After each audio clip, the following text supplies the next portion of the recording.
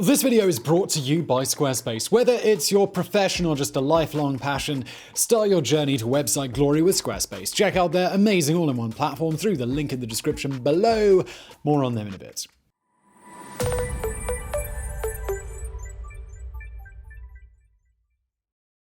The Statue of Liberty is easily the world's most famous statue. Lady Liberty's visage is so iconic that it serves as shorthand for not only New York City, but America as a whole. But where did the inspiration for this statue come from? To find it, you have to go back over 2,000 years to a similar statue, also in a harbour, and of a comparable size. Nothing like it had ever been seen in the ancient world, and people travelled great distances just to see it. The Colossus of Rhodes only stood for less than a century, but the impact it had has continued to be felt even today. But what exactly was the Colossus of Rhodes? Why was it built, and why did it earn a place on the famed Seven Wonders of the Ancient World list? Well, today we're going to find out.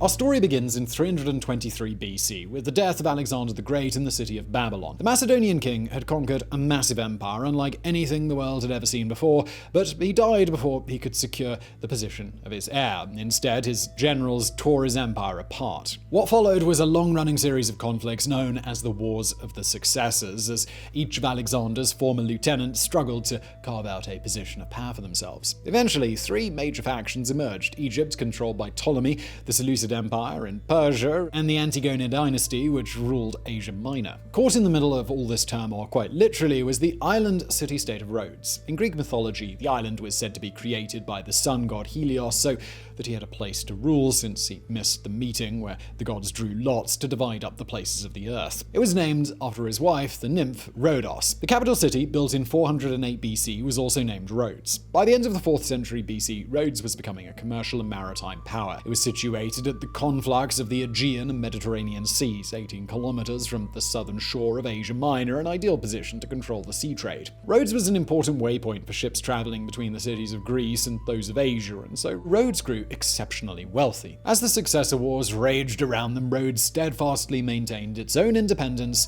and neutrality, but they formed a close association with Ptolemaic Egypt, something that irked Antigonus, Ptolemy's sworn enemy. Antigonus knew that if the powerful Rhodian navy allied itself with Egypt against him, he'd be at a disadvantage. He decided Rhodes needed to be dealt with.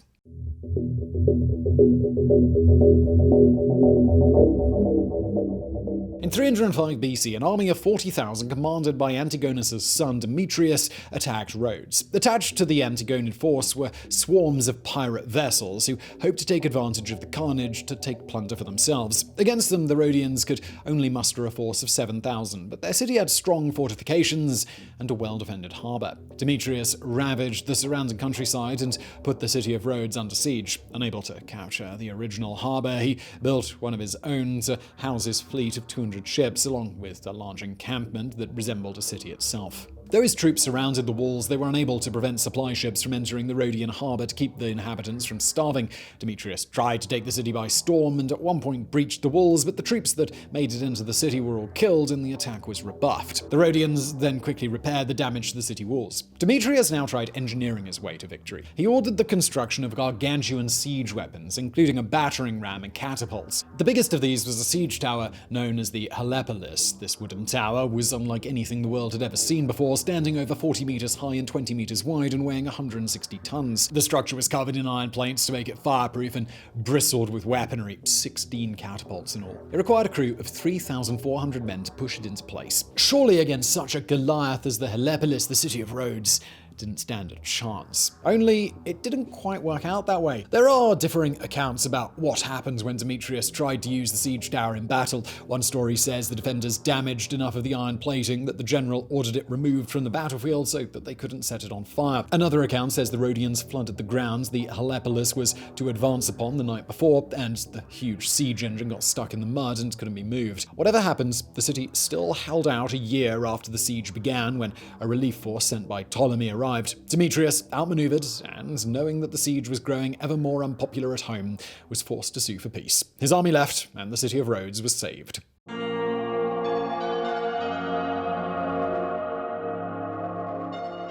When Demetrius' army departed, it left a lot of equipment behind, including the siege engines. The Rhodians, deciding there was no point in letting it all go to waste, gathered it all up and sold it for scrap. They dismantled the abandoned Helepolis and melted down its iron plating. The total amount of money they received after selling the equipment amounted to 300 talents of silver, an amount worth around $6.4 million in today's money. So, what do they do with all the money? Well, the Rhodians wanted to give thanks to their patron god, Helios, who they believed had favored them by sparing their city, and even back then, people knew the best way to honor someone was to build a statue of them. This couldn't just be any ordinary statue, though. It had to be big, huge in fact, bigger than any statue the world had ever seen. Something as big as the Helepolis. To build their mammoth statue, the people of Rhodes turned to the best sculptor on the island, a man named Chares of Lindos. Chares had been mentioned by a man named Lysippos, the personal sculptor of Alexander the Great, whose crowning achievement was the building of a 22-meter-high statue of Zeus in the city of Tarentum. Construction on the statue of Helios began in 292 BC on a hilltop overlooking the city and harbor of Rhodes. Later depictions of the statue being in the harbor or even straddling the entranceway so ships would have to pass between its legs to enter it, fantasy concocted in medieval times. The first thing to be built was a 15-meter tall white marble pedestal on which the statue would stand. On top of this was constructed an iron framework, a skeleton onto which molded bronze plates would be affixed to it to form the statue's skin. Charles built a massive casting pit to mold the bronze pieces he needed for the statue, larger than any pit ever constructed for this purpose before. As the statue grew taller, stone blocks were placed inside the interior to act as further support for the iron framework. It soon became clear that normal scaffolding wasn't going to be enough for the statue, not as its height continued to grow. It was becoming too difficult to move the bronze pieces into place using the technology of the time period. So Charles decided to build a massive earthen ramp around the statue to allow workers to access it. This also had the effect of obscuring the statue from public view. No one but the designer was going to know what it looked like until it was finished. Finally, after 12 years of work, the earthen mound was removed and the statue was finished.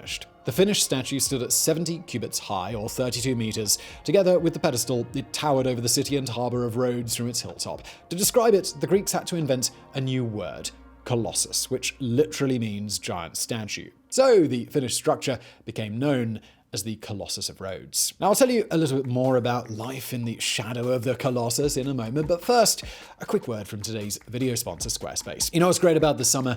Vacation. Time off, a little bit of R&R. It's the perfect time to spend lying on the beach or in the park, daydreaming about that next project that you want to start. Fortunately, Squarespace gives you every possible tool you might want to make your dream a reality, whether it's a small business, a gaming blog, a creative portfolio, or just a page full of the dankest memes. It doesn't matter.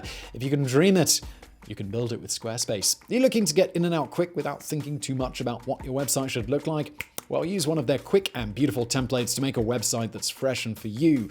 Or maybe you're more of a hands-on person and you've got lots of opinions and ideas about what exactly your site should look like. Squarespace gives you all of the customization options you could ever want, with no updates, no patches, no technical BS to worry about. And once you're done setting up your website, tinkering with the design if you're so inclined, or maybe just playing with the colors, there are so many extra features that Squarespace provides so that your website can thrive. Email campaigns, patronage portals, social integrations, member-only areas, analytics, commercial options, 24/7 customer support. It's all there in one place. When you're ready to start that next project of yours, big or small, if it involves a website, it's got to be with Squarespace. Right now, you can go to squarespace.com for a free trial, and when you're ready to launch, go to squarespace.com/geographics, and you'll save 10% off your first purchase of a website or a domain. And let's get back to Rhodes.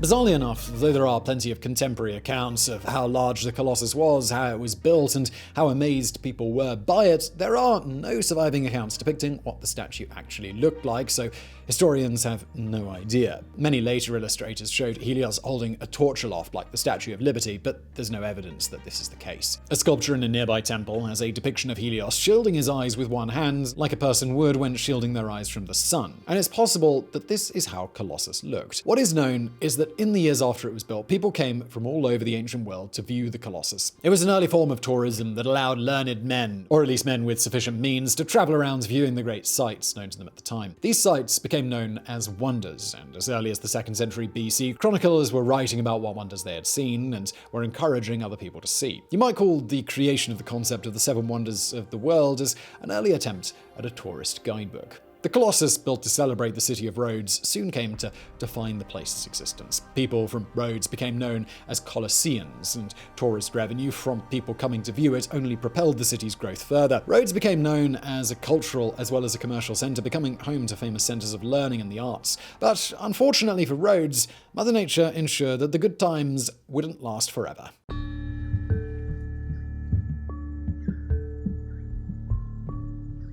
In 226 BC, 54 years after the Colossus had been built, a massive earthquake rocked Rhodes. The island sits on a boundary between 2 tectonic plates that are pushing against each other, making the area prone to large earthquakes. The quake of 226 BC caused large amounts of destruction, destroying many buildings. Earthquake-proof construction was an unknown concept at the time. People simply didn't understand the forces at work, and the Colossus, as tall as it was, just didn't stand a chance. The statue snapped off at the knees and fell over, breaking into pieces when it hit the ground.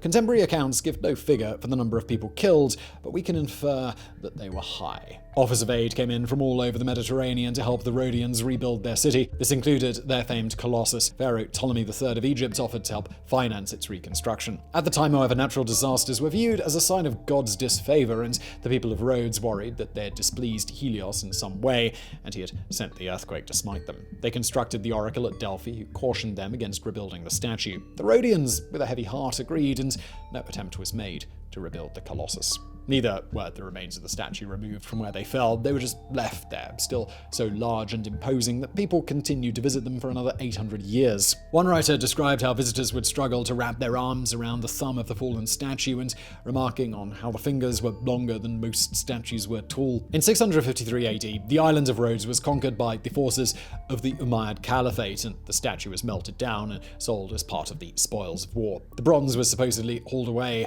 on over 900 camels.